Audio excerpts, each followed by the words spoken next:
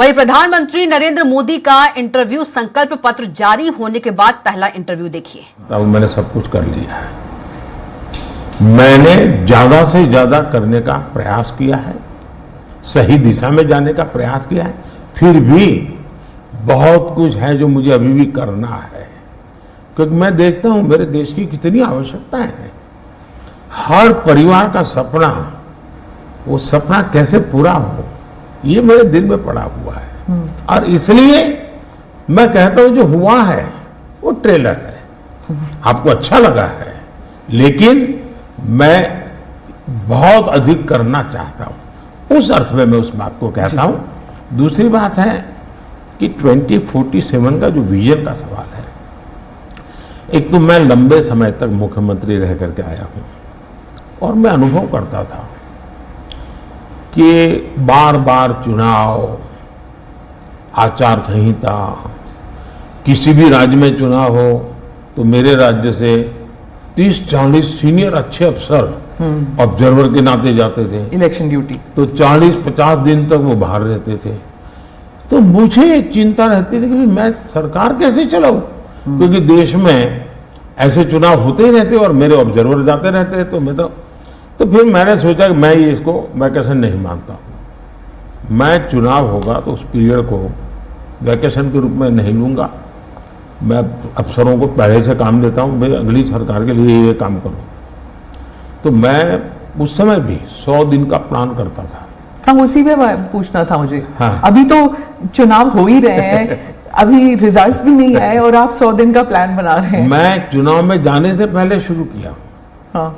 और दरअसल मैंने कैसे किया कि मैं पिछले 2 साल से 2047 को ध्यान में रख के काम करता था, और उसके लिए मैंने देश भर में लोगों के ओपिनियन मांगे, सुझाव मांगे। शायद 15 लाख से अधिक लोगों के मैंने सुझाव दिए हैं कि वो आने वाले 25 साल में हिंदुस्तान को कैसे देखना चाहते हैं। और मैंने सभी यूनिवर्सिटीज को कांटेक्ट किया, मैंने अलग अलग एनजीओ को कांटेक्ट किया, संगठनों को, और 15-20 लाख लोग उन्होंने इनपुट दिया।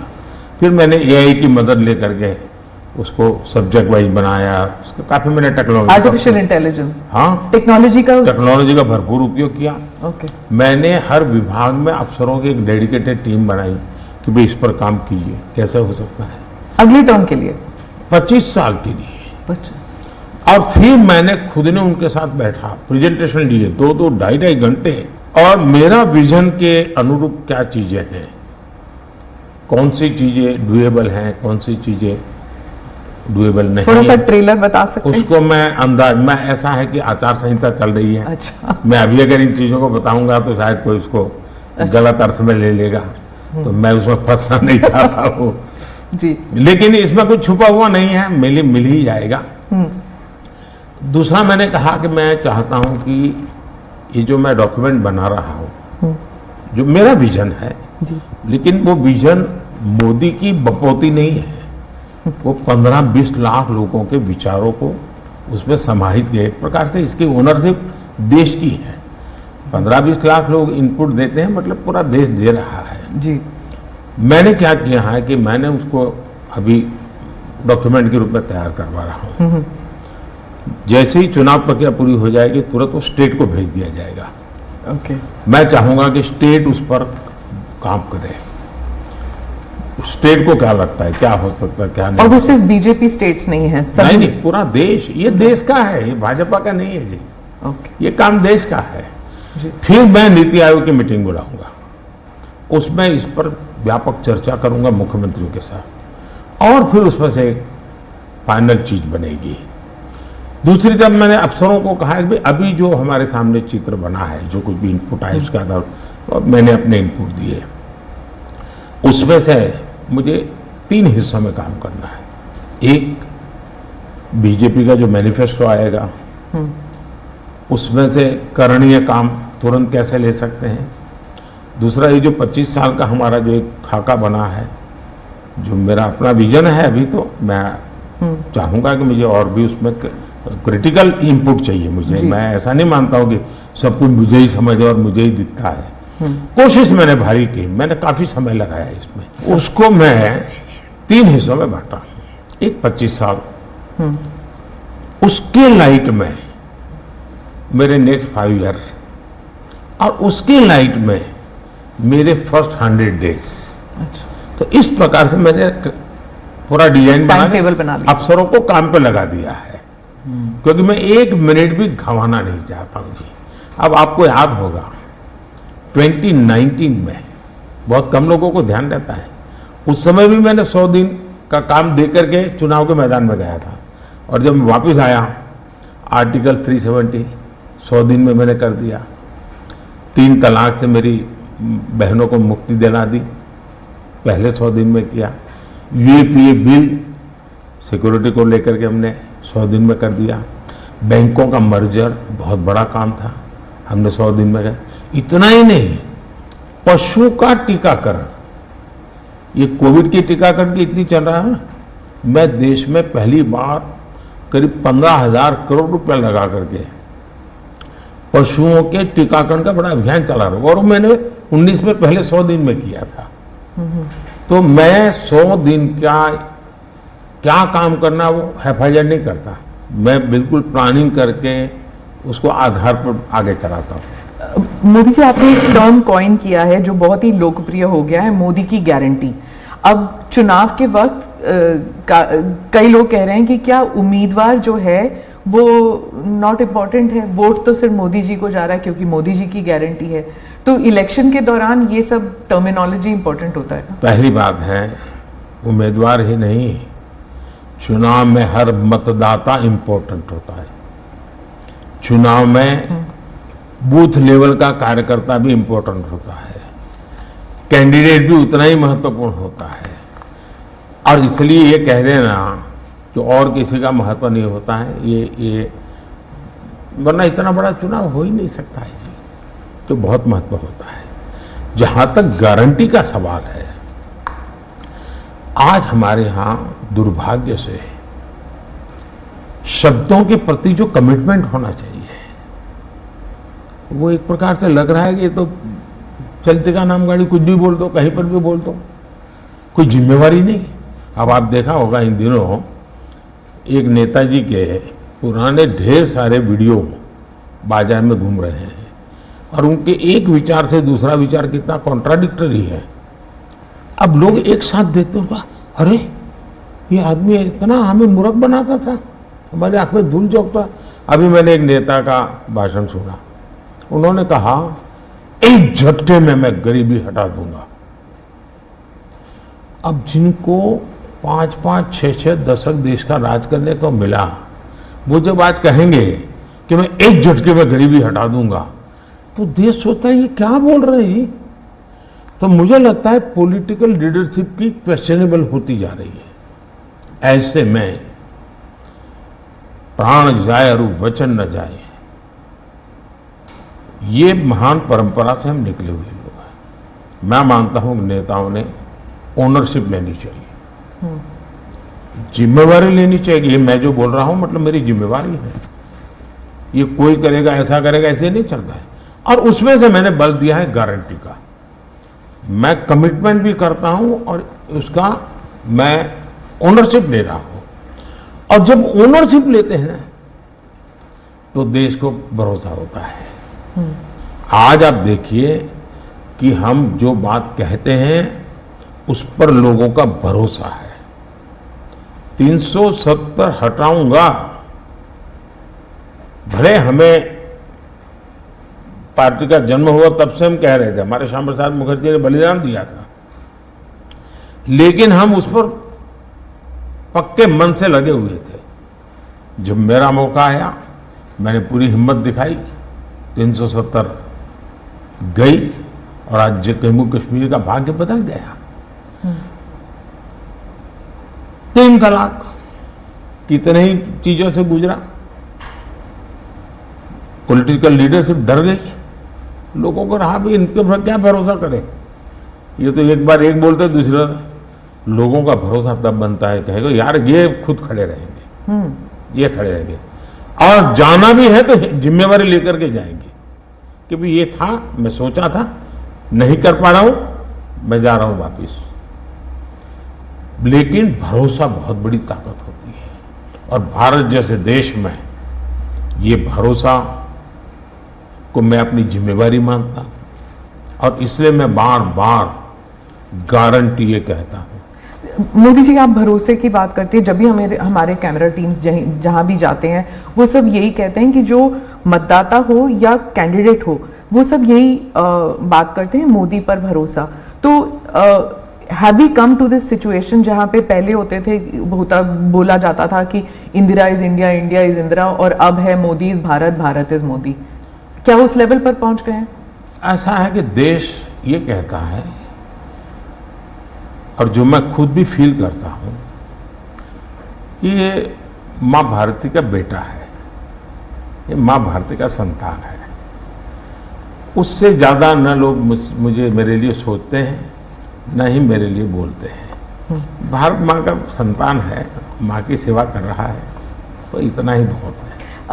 मैं राम मंदिर प्राण प्रतिष्ठा की बात करती हूँ। इसको एक राजनीतिक रंग नहीं चढ़ना चाहिए था, लेकिन हो गया है, और जब इलेक्शंस आ गए हैं तो फिर चाहे ऑपोजिशन हो या बीजेपी हो, एक दूसरे पर आरोप लगाते हैं, तुम पापी तुम पापी। कांग्रेस कहती है कि इसका राजनीतिकरण बीजेपी ने किया इसलिए वो पापी है। बीजेपी कहती है कि न्योता देने के बावजूद आप प्राण प्रतिष्ठा में आए नहीं इसलिए आप पापी हैं। तो इसे आप कैसे देखते हैं? पहली बात है कि इसका राजनीतिकरण किसने किया,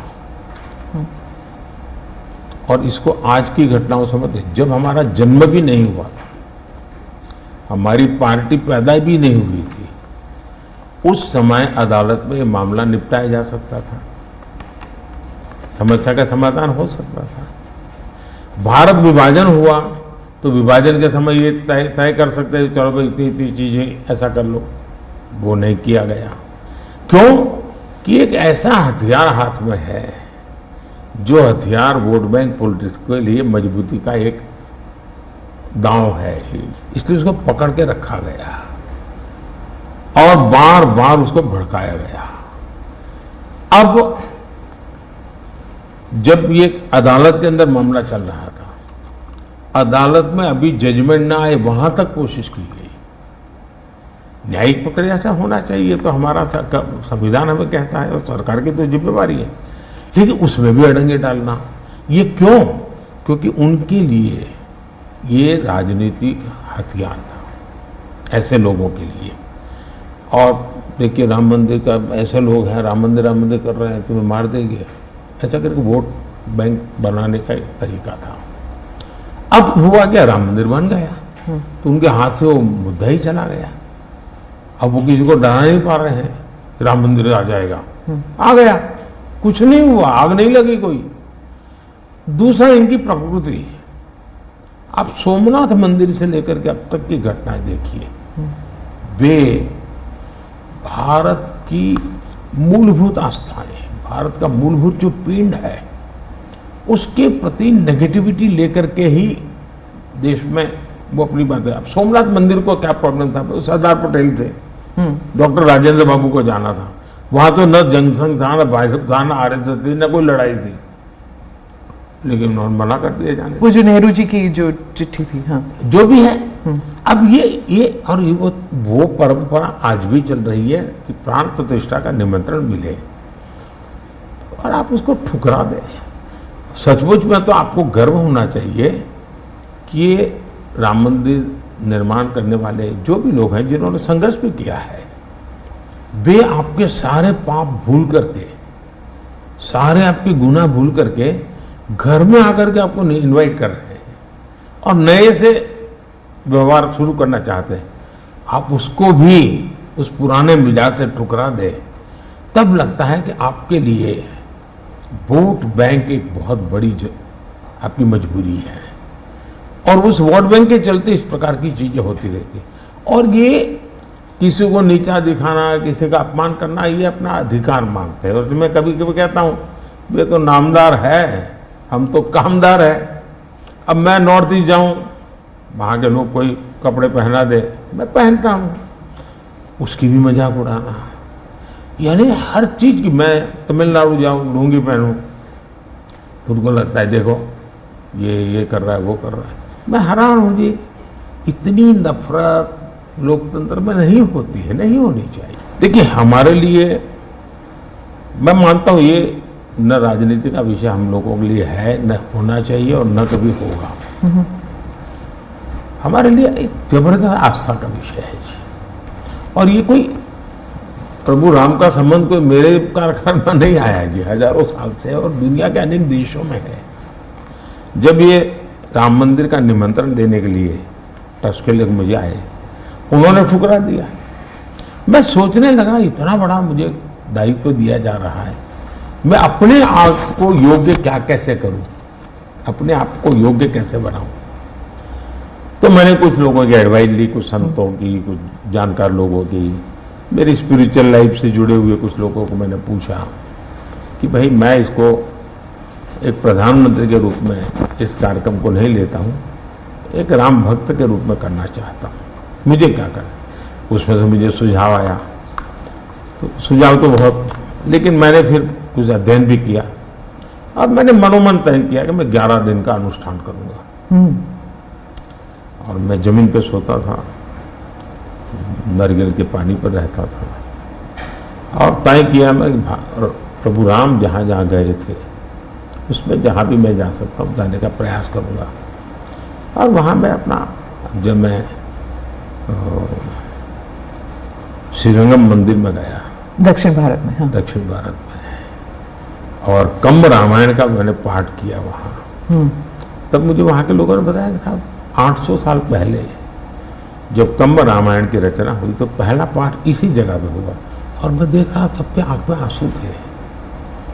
ये जो मैंने अनुभूति की है साउथ में खास करके, यहाँ बैठे हुए लोगों को अंदाज नहीं आएगा जी कि क्या भक्ति है, क्या आस्था है और कितनी पवित्रता है उसमें।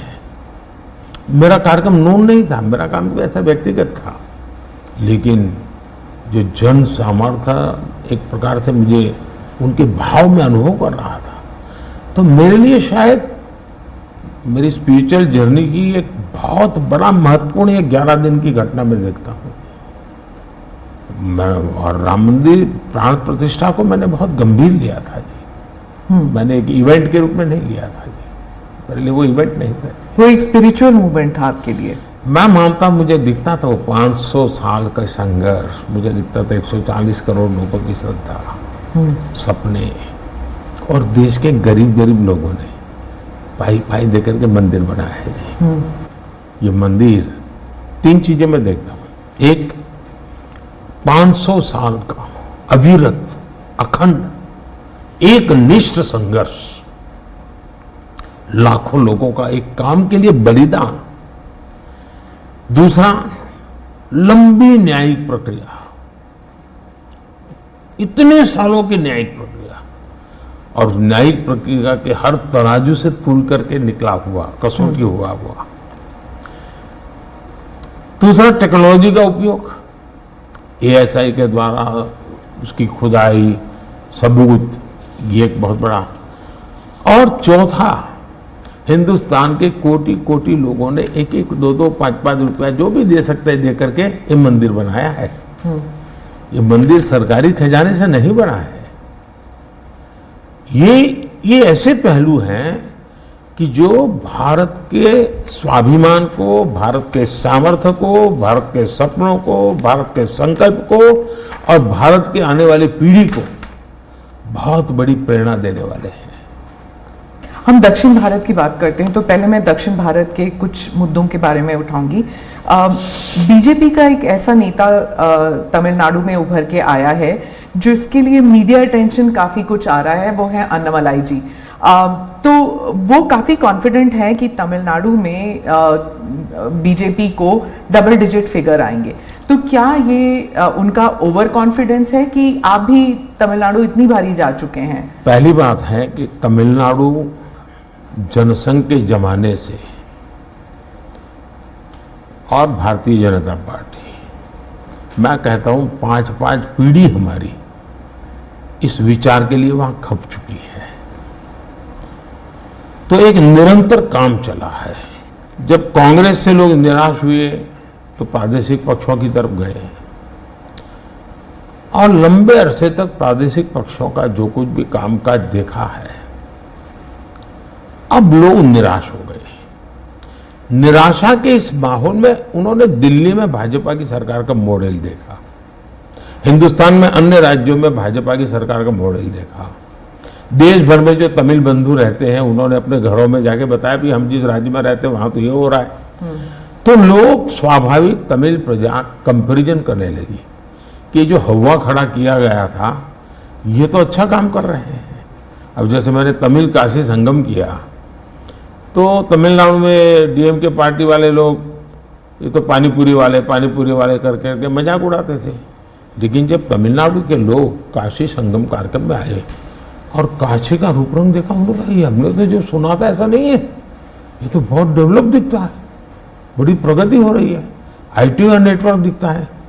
तो सोचने का तरीका बदलने लगा और उसके कारण डीएमके के प्रति जबरदस्त गुस्सा पैदा हुआ है।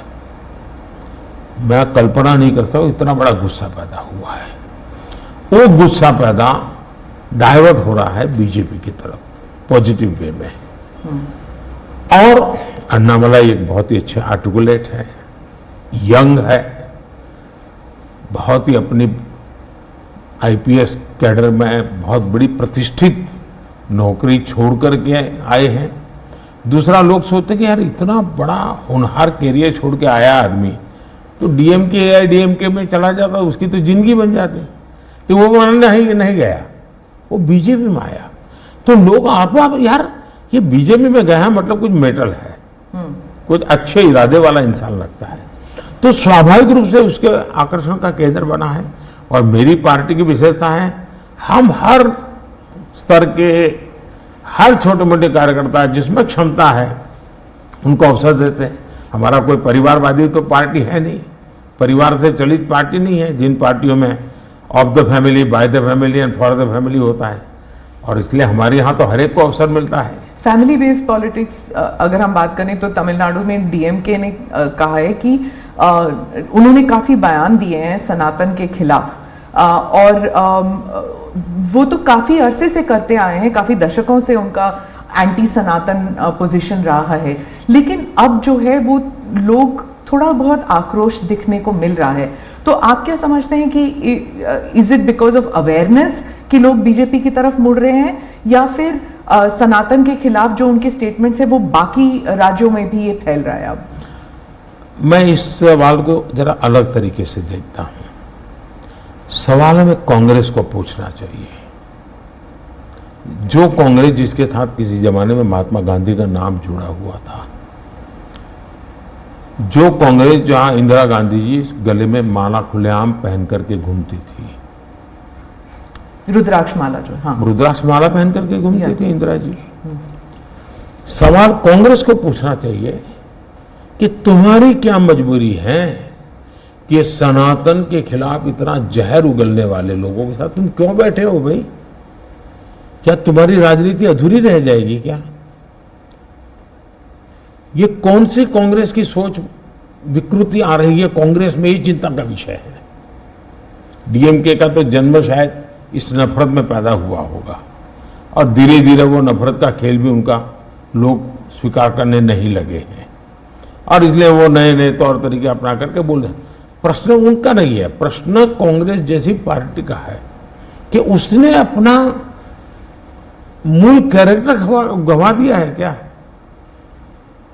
जब संविधान सभा में जो लोग बैठे थे तो ज्यादातर गांधीयन लोग थे, ज्यादातर कांग्रेस की विचारधारा से जुड़े हुए लोग थे और पहला संविधान बना, उसके हर पेज पर जो पेंटिंग है रामायण वो सनातन की ही परंपरा से जुड़े हुए हैं।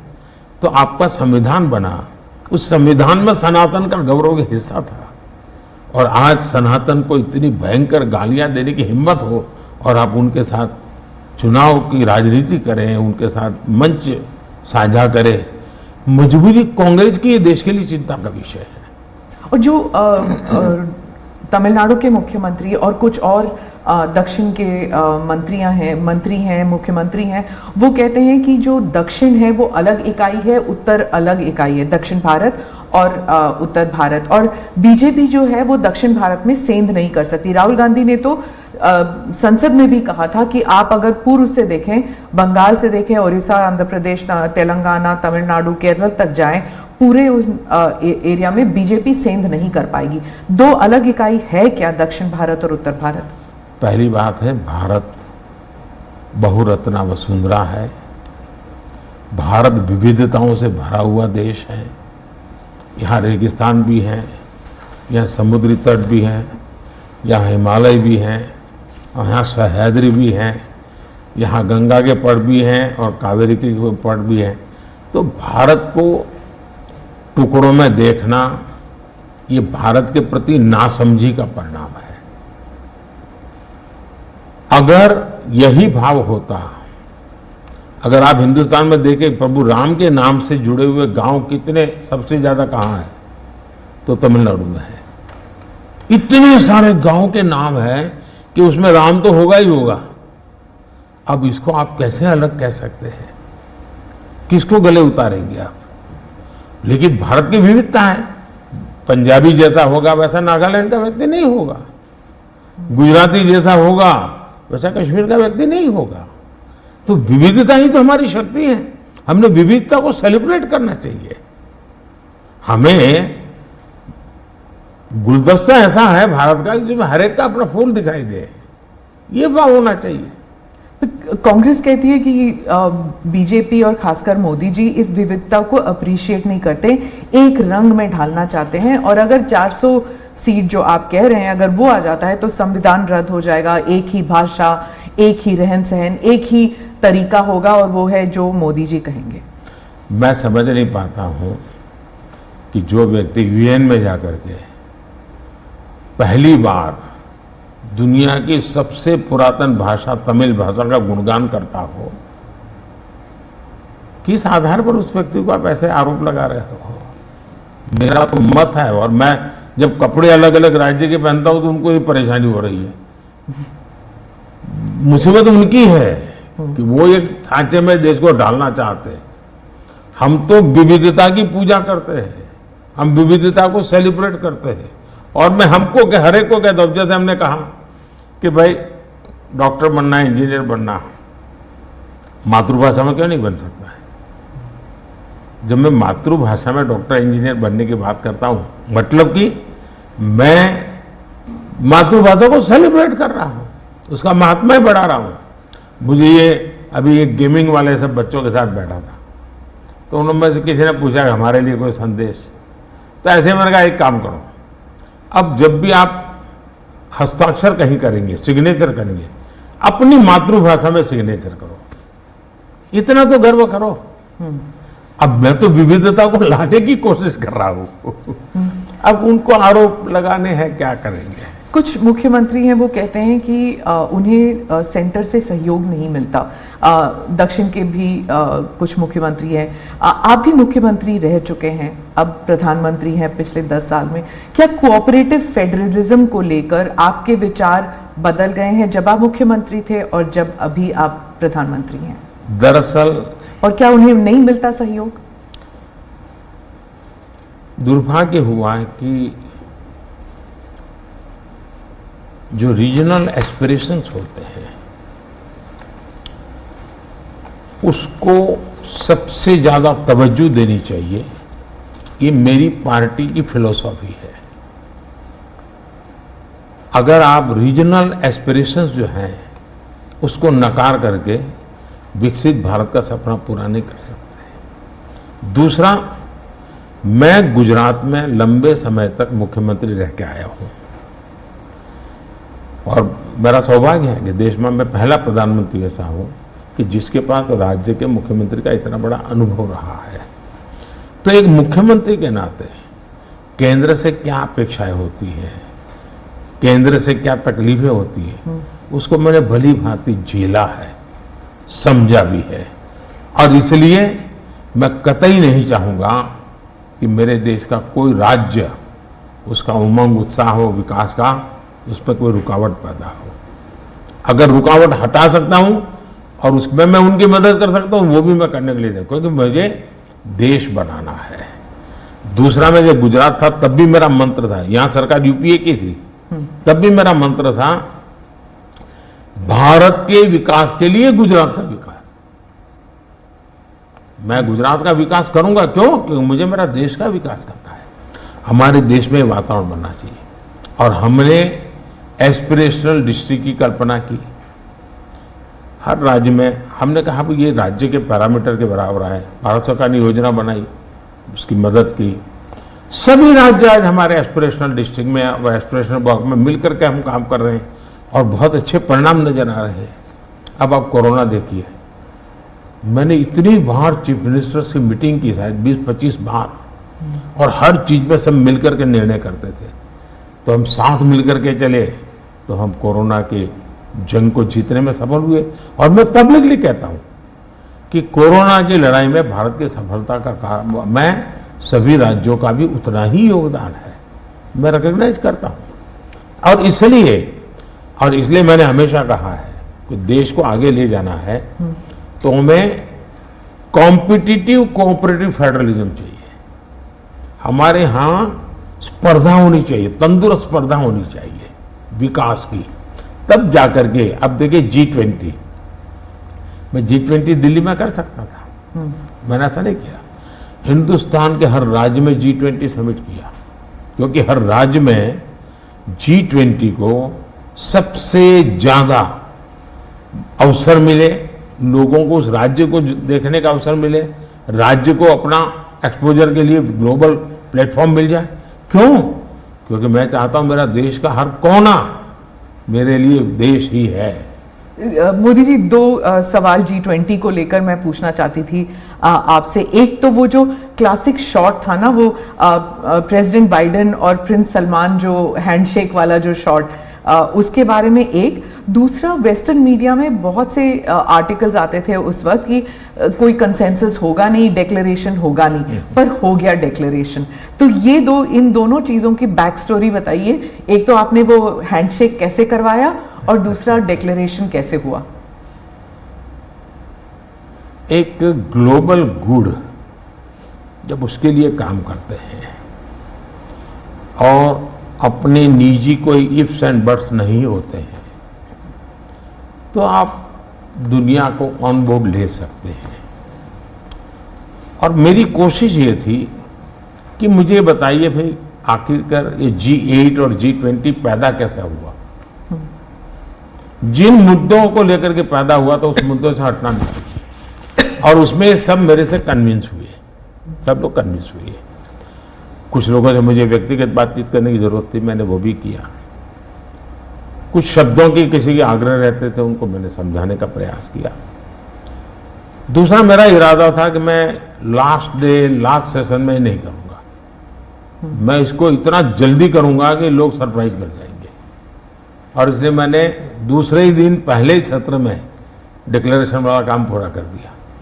तो जो नेगेटिव अनुमानों के आधार पर सारा G20 घसीटने की कोशिश होती थी, मैं इसको किसी भी हालत में चौंका देना चाहता था। तो दैट वाज माय स्ट्रेटेजी, और वो स्ट्रेटेजी सफल हुई। और मुझे खुशी है, जहां तक दुनिया के उन देशों को क्यों लाए साथ, कैसे लाए। देखिए, सिल्क रूट की चर्चा हम बहुत समय से सुनते आए हैं। सिल्क रूट किसने बनाया, कैसे बना, कोई हिस्ट्री अवेलेबल नहीं है। सिल्क रूट चल पड़ा और यानी इवॉल्व हुआ धीरे धीरे। हम लोगों ने ये जो IMEC की दिशा में हम गए हैं, ये बहुत बड़ा गेम चेंजर बनने वाला है और आने वाले हजारों साल उसका इम्पैक्ट है। जैसा सिल्क रूट का इम्पैक्ट हजारों साल रहा, वैसा इसको इम्पैक्ट रहने वाला है। और उसमें मैं सबको विश्वास हुआ कि भाई हाँ, ये तरीका है। उसमें गल्फ कंट्रीज का भी पॉजिटिव और प्रोएक्टिव रोल था। भारत ने एक अच्छी भूमिका निभाने का भारत को अवसर मिला। US, यूरोप हमारे साथ थे और सबको लगा कि एक कॉन्क्रीट पॉजिटिव आउटकम निकलेगा, तो हम उसको लेकर के मिलते थे। तो उसमें स्वाभाविक था कि सऊदी किंग और प्रेसिडेंट बाइडेन और दोनों के साथ मेरी अच्छी मित्रता है, तो मैं किसी का भी हाथ भी पकड़ सकता हूँ, किसी की बात भी कर सकता हूँ। पर्सनालिटी पॉलिटिक्स भी आता है ना, क्योंकि देखिए आप कि अगर हम विदेश नीति की बात करें तो खाड़ी के साथ जो हमारे रिश्ते बेहतर हुए हैं, उसके लिए बहुत से लोग कहते हैं कि it is because of your personal intervention, आपको सम्मान भी दिया गया था वहाँ पर। तो चाहे ईस्ट एशिया हो या वेस्ट एशिया हो, इसमें पर्सनालिटी पॉलिटिक्स कहाँ तक इम्पोर्टेंट है कि आप उनके जो राष्ट्रपति हैं या प्रधानमंत्री हैं उनके साथ आपका वाइबिंग होता है, आप उनके साथ बातचीत करते हैं और वो फिल्टर डाउन होता है, फिर कहाँ तक इसमें पर्सनालिटी पॉलिटिक्स भी है? मैं समझता हूँ कि इसके अलग अलग व्यू हो सकते हैं और सब सही हो सकते हैं। एक मत स्ट्रॉन्ग है कि पर्सनालिटी कल्ट या पर्सनल रिलेशन ये बहुत ज़्यादा इन चीज़ों में नहीं डाले थे। एक मत है, स्ट्रॉन्ग मत है। मुझे लगता है कि हमारी डिप्लोमेसी अगर प्रोटोकॉल में फंसी रहेगी तो हम परफॉर्म नहीं कर पाएंगे। डिप्लोमेसी की ताकत भी इनफॉर्मल में भी है, प्रोटोकॉल में ही ऐसा नहीं है। प्रोटोकॉल में ज्यादा पोजीशनिंग होता है, पहले कौन आएगा, पहले कौन हाथ मिलाएगा वगैरह, उसी में समझ जाता है। तो मैंने शुरू से देखा कि भाई जैसे मेरी शपथ हुआ था, बड़ा इंटरेस्टिंग है। मैंने तय किया कि मैं सार्क देशों को 2014 की शपथ, हाँ 2000 पहली बार बार सार्क देशों को बनाने का मेरे मन में विचार आया। और उसके पीछे कारण ये था क्योंकि मेरा चुनाव प्रचार में मुझ पर आरोप एक ही था कि ये मोदी तो एक राज्य से आया है, ये देश की राजनीति क्या समझेगा, विदेश नीति क्या समझेगा, ये तो डुबो देगा। ये चुनाव प्रचार का मेरा खिलाफ के जो मुद्दे थे उसमें एक बड़ा महत्वपूर्ण मुद्दा था। सब लोग मेरी मजाक उड़ाते थे, तो मुझे लगा इनको एक ही एक्शन से मुझे जवाब दे देना चाहिए, बोलने की जरूरत नहीं है पहले दिन से। तो मैंने शपथ समारोह में सार्क देशों को बुलाया। उसके पहले मैंने बैक चैनल से उन सबसे सहमति ले ली थी, ऐसा तो नहीं हो सकता कि कोई, और सब लोग आए। मेरा शपथ हुआ, फॉरेन मिनिस्टर अभी तो हमारा बना भी नहीं था, और मैं इन सारी चीजों से बिल्कुल नया था, बिल्कुल अनभिज्ञ था, लेकिन बायलैटरल सबके साथ होना था। जब हम लोग हैदराबाद हाउस में गए तो मुझे समझाया सब प्रोटोकॉल वालों को, सब ऐसा होगा, वो आएंगे, आप ऐसा कहेंगे सर। जब समय हुआ आना शुरू, मैंने कहा ऐसा करो मैं बाहर जाता हूँ उनको लेने के लिए। तो सारी सिस्टम हिल गई थी कि यार अपने प्रधानमंत्री गेट पर जाएंगे। सारी मेरी एमईए की प्रोटोकॉल की जो दुनिया थी ना, उसके लिए वो पहला ही दिन बड़ा गजब था, और मेरे लिए वो एक एक्शन सारे मेरे दरवाजे खोल दिए थे।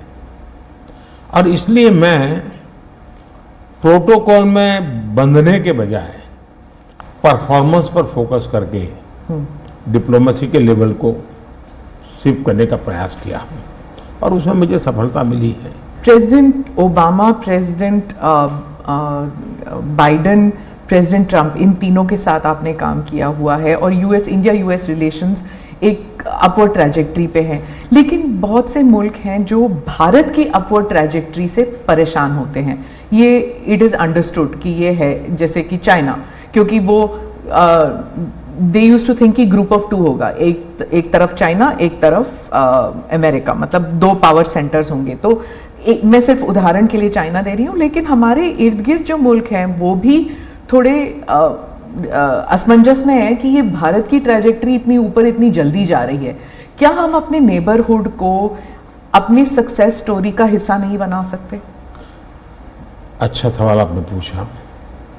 हमारी डे 1 से पॉलिसी है, एक नेबर फर्स्ट, दूसरा एक्ट ईस्ट।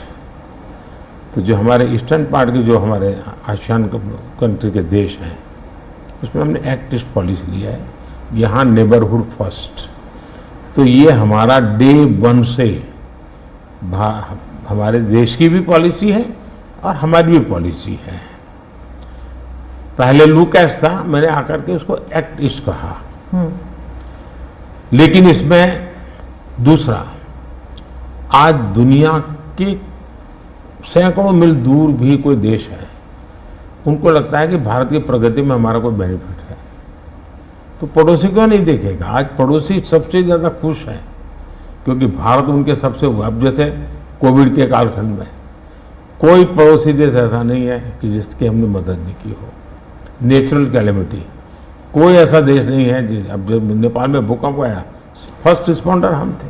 श्रीलंका में बहुत बड़ा क्राइसिस आया, उस क्राइसिस के समय सबसे ज्यादा उनको मुसीबत में से बाहर निकालने का कोई काम किया है हिंदुस्तान ने किया, और पब्लिकली वो रिकॉग्नाइज करते, इसको कहते हैं।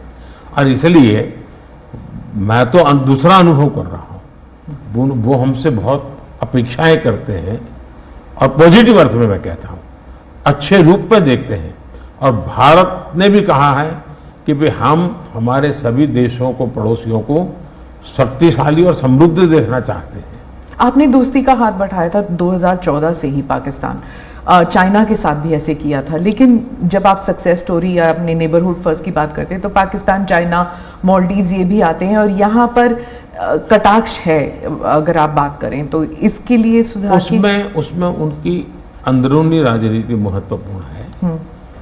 भारत और उन देशों का संबंधों से ज्यादा उनका इंटरनल पॉलिटिक्स के लिए कुछ चीजें जरूरी है।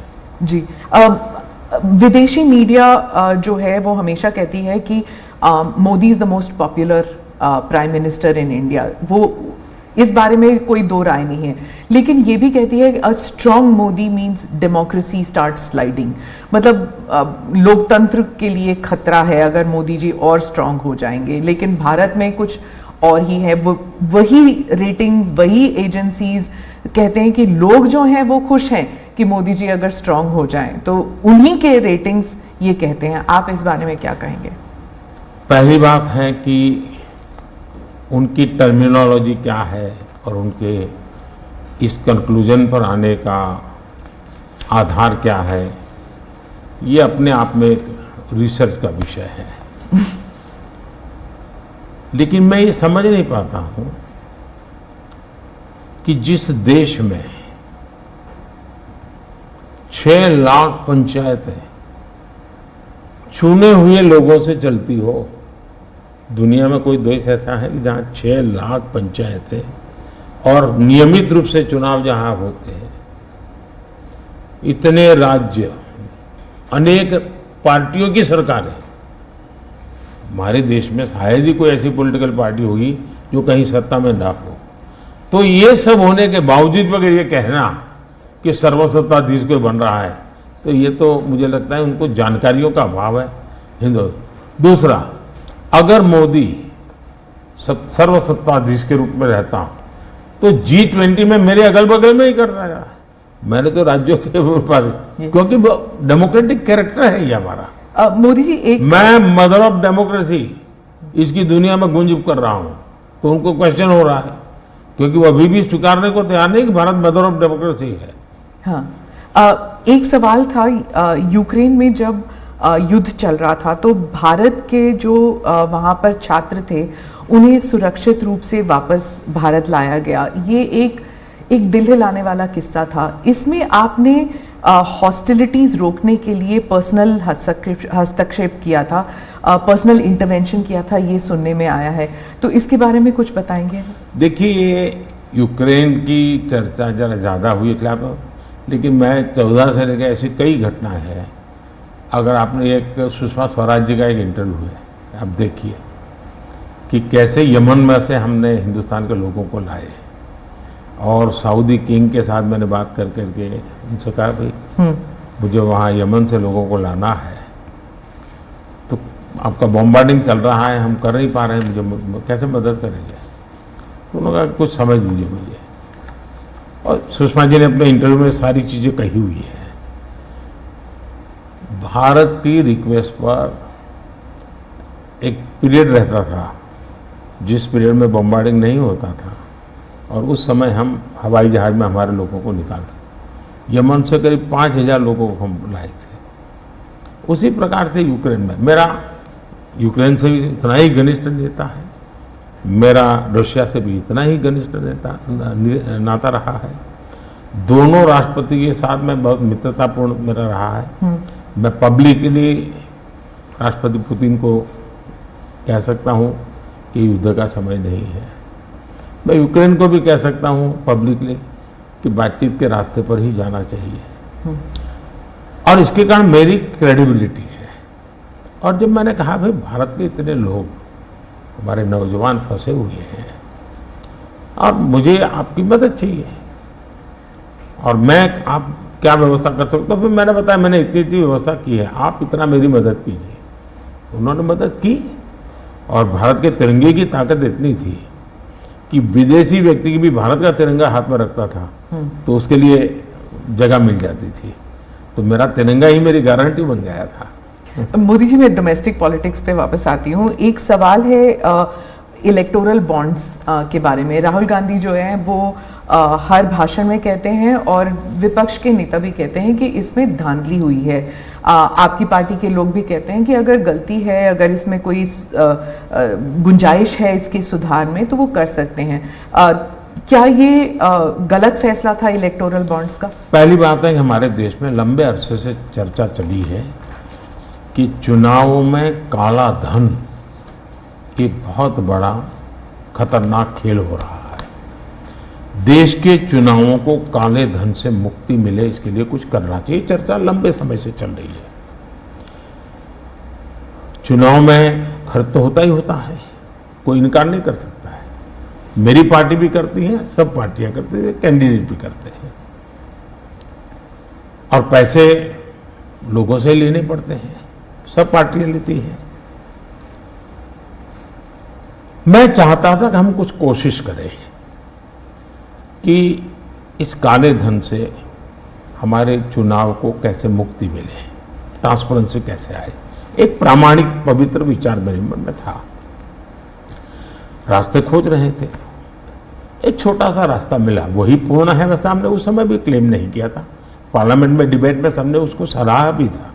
आज जो लोग उलट पुलट बोल रहे हैं उन्होंने सराहा था। पार्लियामेंट डिबेट देख लीजिए। हमने कैसे कैसे काम किया, जैसे 1000 और 2000 के नोट खत्म कर दिए। चुनाव में वही बड़े बड़ी मात्रा में ट्रैवलिंग करते हैं, क्यों कि ये काला धन खत्म हो। हमने सुप्रीम कोर्ट ने कहा था कि 20,000 रुपये तक पॉलिटिकल पार्टियां कैश ले सकती हैं। मैंने कानून बनाकर, नियम बना करके 20,000 को 2,500 कर दिया। क्यों? क्योंकि मैं नहीं चाहता था कि ये कैश वाला कारोबार चले। फिर मैंने कहा है कि इलेक्टोरल बॉन्ड, कि जो पार्टी अपना सीक्रेसी मेंटेन करना चाहती है। होता था क्या, जैसे हम पहले बीजेपी में चेक से पैसा लेंगे तय किया, तो सब व्यापारी लोग हमें आकर के कहे साहब हम चेक से दे ही नहीं सकते। हमने कहा क्यों नहीं दे सकते? बोले हम चेक से देंगे तो हमें लिखना पड़ेगा, हम लिखेंगे तो जो सरकार है वो देखेगी कि ये विपक्ष को इतना पैसा दिया, तो हमें तो वो परेशान करेंगे। तो बोले हम तो पैसे देने के लिए तैयार है लेकिन चेक से नहीं देंगे। तो मुझे याद है हमारे 90 के दशक में जो चुनाव में हमको बड़ी दिक्कत आई थी, पैसे नहीं थे हमारे पास, और हम नियम लगा के बैठे थे कि हम चेक से लेंगे। देने वाले देने को तैयार थे, चेक से देने की उनकी हिम्मत नहीं थी। तो ये सारी चीज़ों का मुझे पता था। तो मैंने कहा भाई, तो हमने कहा भाई ऐसा है, अब देखिए इलेक्टोरल बॉन्ड न होते तो किस व्यवस्था में ताकत है वो ढूंढ के निकालते हैं कि पैसा कहां से आया और कहां गया।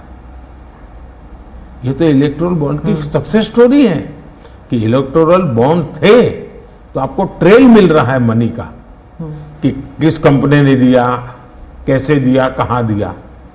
अब उसमें अच्छा हुआ बुरा हुआ वो विवाद का विषय हो सकता है, इसकी चर्चा हो। मुझे जो चिंता है वो, मैं ये कभी नहीं कहता हूं निर्णय में कोई कमी नहीं होती है। निर्णय तो चर्चा कर सीखते हैं, सुधारते हैं। इसमें भी सुधार के लिए बहुत संभावना है, लेकिन आज हम पूरी तरह काले धन की तरफ देश को धकेल दिया है। और इसलिए मैं कहता हूं सब लोग पछताएंगे, जब बाद में ईमानदारी से सोचेंगे सब लोग पछताएंगे। अब देखिए इलेक्टोरल बॉन्ड का भी विशेषता देखिए कैसा झूठ चल रहा है। कुल देश में 3000 कंपनियों ने इलेक्टोरल बॉन्ड दिए हैं। उसमें 3000 में 26 कंपनियां ऐसी हैं जिन पर कार्रवाई हुई है। ये कहते हैं ना ईडी वीडी टिकना फला, 3000 डोनर है उसमें सिर्फ 26, और उनमें से 16 कंपनियां ऐसी थी छापा जब लगा उस समय बॉन्ड खरीदा। कोई जोड़ सकता है इसको? अगर बॉन्ड खरीदा, लोग ये जोड़ रहे हैं, उसकी विशेषता यह है कि ये जो 16 कंपनियों ने बॉन्ड खरीदा उसमें से 37 पैसा अमाउंट बीजेपी को डोनेशन में मिली। 37, 63% बीजेपी के विरोधी पार्टियों को मिली। अगर पूरे जोड़े जाएं तो हाँ। मैं ये 16 कंपनी जिसका ईडी सीबीआई कोई ना कोई उस समय एक्शन भी हुआ और बॉन्ड भी निकला, 37% अमाउंट बीजेपी ने, 63 ऑपोजिशन को। क्या ईडी रेड करे और ऑपोजिशन को डोनेशन देने का कार्यक्रम वर्क करे? क्या बीजेपी ऐसा करेगी? इसका मतलब कि 63% पैसा विपक्ष के पास जाए और आप आरोप हम पर लगाए, लेकिन उनको गोलमोल बोलना है और भाग जाना है। हम ट्रांसपेरेंसी की बात करते हैं तो विपक्ष कहता है कि ईडी, सीबीआई, आईटी, सारे के सारे इदारे जो हैं, इलेक्शन कमीशन को भी जोड़ते हैं वो, कि सारे इदारों पर बीजेपी हावी है और लेवल प्लेइंग फील्ड है ही नहीं। मतलब they already making the ground कि इलेक्शन जो है वो फेयर नहीं हो सकता। इसमें एक भी कानून मेरी सरकार ने नहीं बनाया, चाहे ईडी हो, सीबीआई हो, चाहे इलेक्शन कमीशन। ऊपर से हमने तो इलेक्शन कमीशन में सुधार किए हैं। आज इलेक्शन कमीशन बनता है तो ऑपोजिशन भी उसमें होता है। पहले तो प्रधानमंत्री एक फाइल पे साइन करके इलेक्शन कमीशन बना देता था, और जो उनके परिवार के साथ निकट जुड़े थे ऐसे ऐसे लोग इलेक्शन कमिश्नर बने थे। ऐसे लोग इलेक्शन कमिश्नर बने थे जो वहां से निकलने के बाद राज्यसभा के मेंबर बने, उनकी सरकार के मिनिस्टर बने। ऐसे इलेक्शन कमिश्नर बने थे जो कांग्रेस के बाद में कैंडिडेट बने, और इसलिए हम उस लेवल पे प्ले नहीं कर सकते। तो हमारा लेवल प्ले फील्ड हो ही नहीं सकता, हम ऐसे बन ही नहीं सकते। हम अच्छे रास्ते पर जाना चाहते हैं, हम उस रास्ते पर जाना नहीं चाहते। दूसरी बात है, आखिर ईडी सीबीआई कैसे बनी? ईडी वगैरह का आप देखेंगे या इलेक्शन कमीशन का अपने एक कहावत है, नाच न जाने आंगन टेढ़ा, और इसलिए कभी ईवीएम का बहाना निकालेंगे, कभी मूलतः पराजय के लिए वो कुछ रीजनिंग अभी से सेट करने में लगे हैं ताकि पराजय उनके खाते में न चढ़ जाए। वो कह रहे हैं लड़े कैसे आप? या तो ऑपोजिशन लीडर्स को जेल में डाल रहे हैं, या फिर अगर वो आपकी पार्टी में आ गए तो सारे पाप धुल गए। कितने ऑपोजिशन लीडर जेल में हैं? कोई मुझे बताए। और क्या यही ऑपोजिशन लीडर उनके सरकार चलाते थे? या जेल का डर है? हाँ? डर तो पाप का होता है जी, ईमानदार को क्या डर होता है? मेरे यहां भी तो उन्होंने मेरे होम मिनिस्टर सबको जेल में डाल दिया था। दूसरा, ईडी की बात करते हैं। आप गुजरात के बारे में कह रहे हैं जब आप मुख्यमंत्री? हाँ, मैं मुख्यमंत्री था। अच्छा, जो ईडी की बात करते हैं, ईडी ने जितने केसेस किए ना उसमें से सिर्फ, देश को समझना, सिर्फ 3% ही पॉलिटिकल लोग इन्वॉल्व है जिन पर एक केस हुए हैं। 97% जिनका राजनीति से कोई लेना देना नहीं, ऐसे लोगों है को हुआ है जो कोई ड्रग माफिया है, कुछ अफसर हैं जो करप्शन करते हैं, कुछ अफसर हैं जो बेनामी संपत्ति बना के बैठे हुए हैं।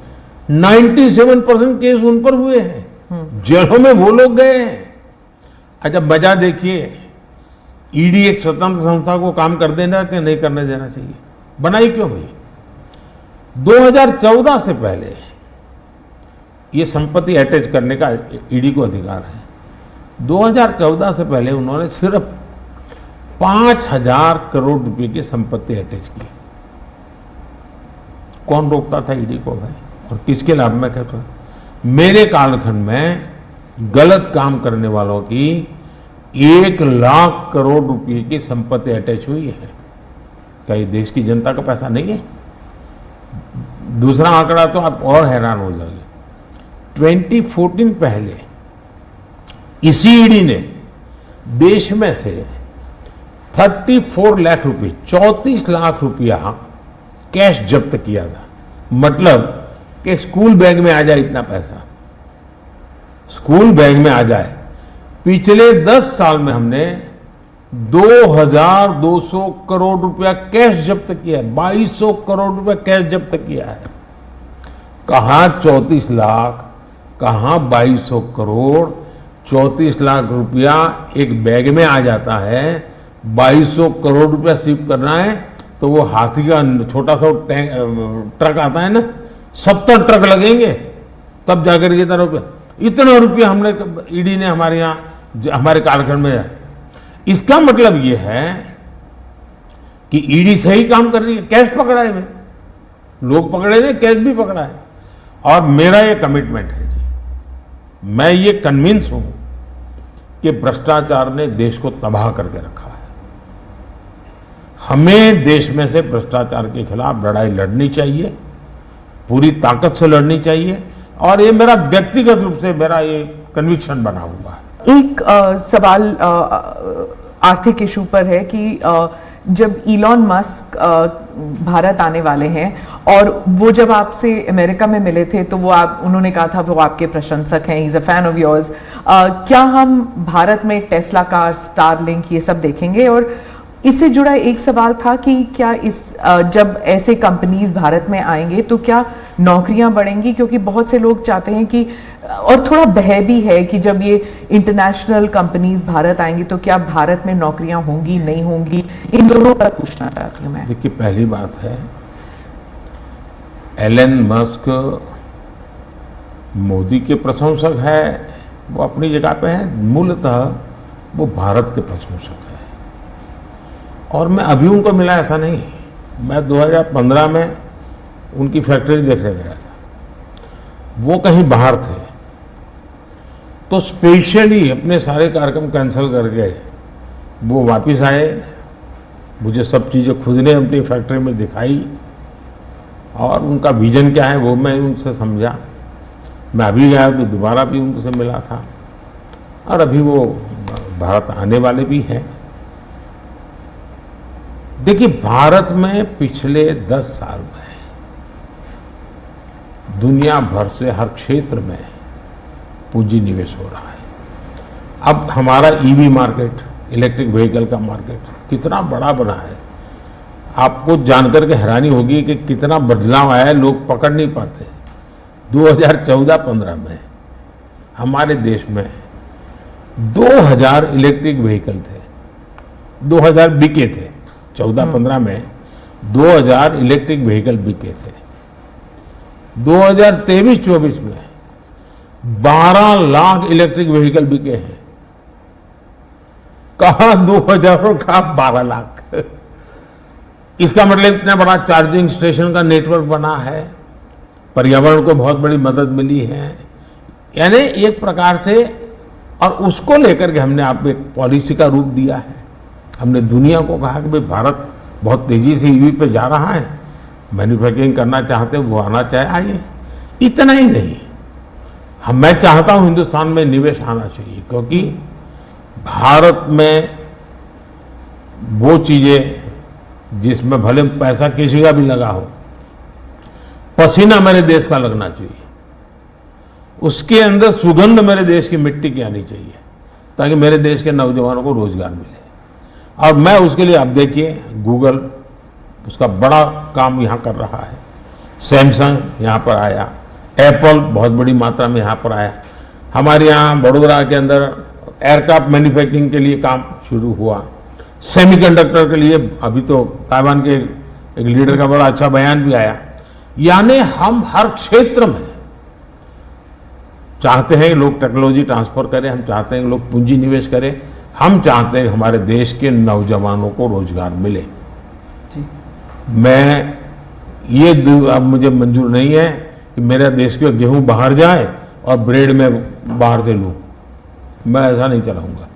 जो भी करूंगा मेरे देश में करूंगा, मेरे देश के नौजवानों के लिए करूंगा, और मैं इसके लिए नीतियां भी बनाता हूं, हिम्मत के साथ बनाता हूं, और लोग आ भी रहे हैं, भरोसा कर रहे हैं। प्रधानमंत्री जी, अंत में दो सवाल पूछना चाहूंगी। एक तो फर्स्ट टाइम वोटर्स, पहले बार जो मतदान करने वाले हैं, उनके लिए आपका क्या संदेश है? और दूसरा, जो ईमानदार मध्यम वर्गीय करदाता है, honest middle class taxpayer, millions are there, तो उनके लिए वो क्या उम्मीद कर सकते हैं मोदी 3.0? देखिए, मैं जो विकसित भारत की बात करता हूं, उसके साथ साइमल्टेनियस किसका भविष्य जुड़ा हुआ है? जो आज 20 साल का, 22 साल का है, वो 2047 में उसकी पूर्ण जिंदगी का एक कालखंड है एक प्रकार से, तब वो 40, 45, 50 का होगा। मतलब ये भारत के विकसित भारत बनने की प्रक्रिया और उसकी जिंदगी की प्रक्रिया दोनों साथ है। गोल्डन अपॉर्चुनिटी है उसके साथ। ये सबसे ज्यादा बेनिफिशियरी आज का जो फर्स्ट टाइम वोटर है, वो 2047 का सबसे बड़ा बेनिफिशियरी बनने वाला है।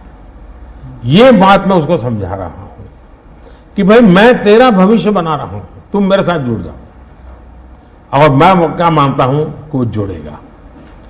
दूसरा, फर्स्ट टाइम वोटर जो है वो परंपरागत चीजों से बाहर आना चाहता है।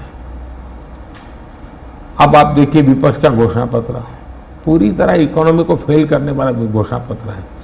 एक प्रकार से विपक्ष का घोषणा पत्र देश के जो फर्स्ट टाइम वोटर है, या पिछले जिनकी उम्र 25 से कम है, उनके भविष्य को रौंदने वाला उनका मैनिफेस्टो के इकोनॉमिक प्रोग्राम है। वो तो खटाखट खटाखट खटाखट पैसे देने वाला। मैं उनको क्या करना है, पूरा अगर एनालिसिस करोगे तो सबसे बड़ा नुकसान ये जो देश के 25 साल की उम्र से कम उम्र वाले लोग हैं, उनके भविष्य को रौंदने वाला एक उनका इकोनॉमिक प्रोग्राम है जी। बर्बाद हो जाएगा। मुझे उनकी जिंदगी बनानी है। मैं देश में इनोवेशन को बल देना चाहता हूं। देखिए, देश में जो पैटेंट इन दिनों रजिस्ट्री हुई, हिस्टोरिकल रिकॉर्ड है पैटेंट के। तो यंग जनरेशन को लगता है हाँ हमारी जिंदगी बढ़ रही है।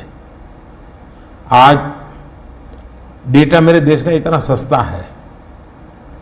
मैं जानता हूं मेरे देश को आर्थिक रूप से नुकसान हो रहा है, लेकिन सस्ता डेटा का परिणाम है कि मैं देश में डिजिटल रिवॉल्यूशन लाने में मेरे नौजवानों को मैंने ताकत दी है। आज वो दुनिया, मुझे अभी गेमिंग वाले बच्चे मिले थे, वो कहते थे साहब दुनिया के देश में हम खेलने के लिए जाते हैं, वहाँ डेटा इतना महंगा है।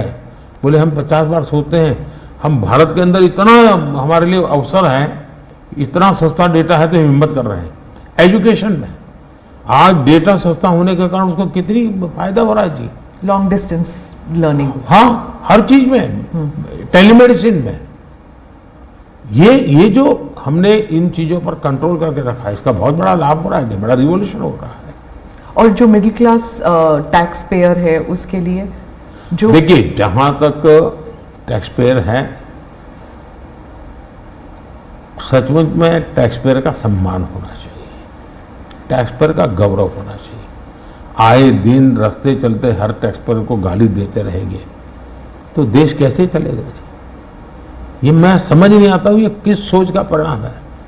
देखिए क्या बदलाव आया है। मैं टैक्स पेयर की बात करूं, पिछले 10 वर्ष में आईटीआर फाइल करने वालों की संख्या 2 गुने से अधिक हो गई।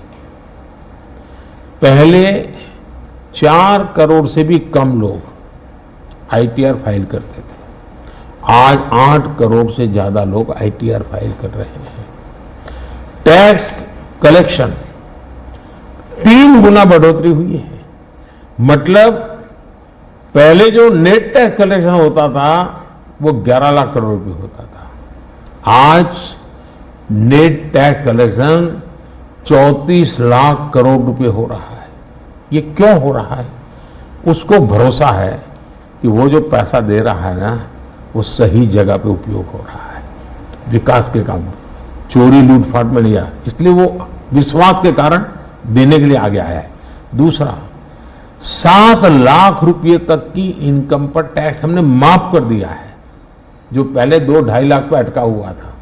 7 लाख रुपए कमाई तक कोई टैक्स नहीं देना है, फिर भी मेरे यहां टैक्स बढ़ रहा है।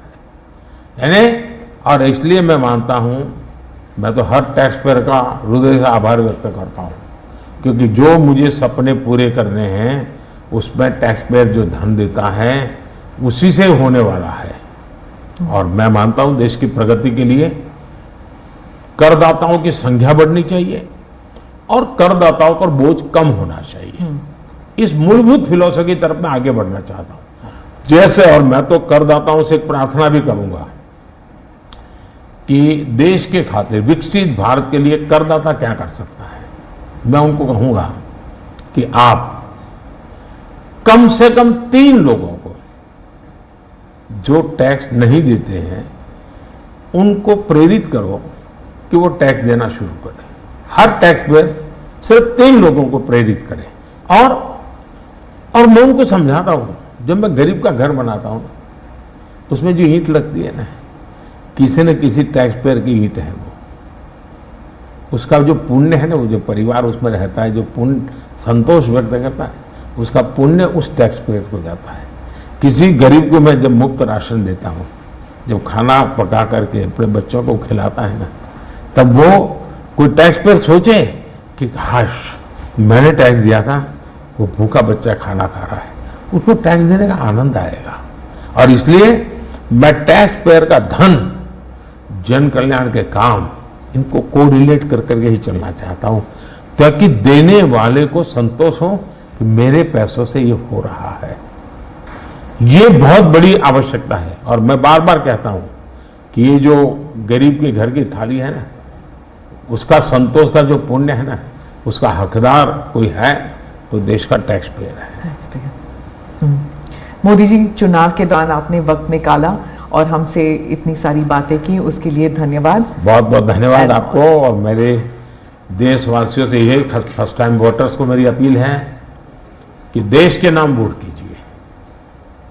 मैं उनको कोई राजनीतिक वोट के लिए नहीं कह रहा, देश के नाम वोट कीजिए। खुद का आने वाला 25 साल के भविष्य के लिए वोट करें, ये मैं उनसे आग्रह करूंगा। दूसरा, मैं देशवासियों का कहूंगा, मैं सभी पॉलिटिकल पार्टी के वर्कर्स को भी कहना चाहूंगा कि गर्मी बहुत है, धूप में सभी पार्टी के वर्कर दौड़ रहे हैं। मैं सभी पार्टी के वर्कर को कहूंगा, बहुत पानी पीजिए, बहुत पानी पीजिए, दौड़िए, बहुत दौड़िए, लेकिन पानी बहुत पीजिए, ताकि इस धूप में, इस गर्मी में मतदाताओं को भी कहूंगा कि इतनी ही धूप क्यों ना हो, आप मतदान अवश्य करें। हो सके तो सुबह जल्दी जल्दी मतदान कीजिए। ये और लोकतंत्र के उत्सव के रूप में चुनाव को मनाएं, यही मेरी प्रार्थना होगी देशवासियों को। अगली चुनाव सर्दियों में कीजिएगा और 1 नेशन 1 इलेक्शन वाला। आपने सही मुद्दा उठाया। 1 नेशन 1 इलेक्शन हमारा एक कमिटमेंट है। हमने पार्लियामेंट में भी बोला हुआ है, हमने कमेटी भी बनाई थी, कमेटी का रिपोर्ट भी आया है। तो 1 नेशन 1 इलेक्शन के संबंध में देश में बहुत लोग ऑन बोर्ड आए हैं, सभी दलों ने, बहुत लोगों ने इसमें जो कमेटी को अपना सुझाव दिए हैं, बहुत ही पॉजिटिव सुझाव आए हैं और बड़े इनोवेटिव सुझाव आए हैं। और देश का बहुत बड़ा लाभ होगा अगर हम इस रिपोर्ट को लागू करवा पाते हैं तो। जी, धन्यवाद मोदी। नमस्कार, थैंक यू।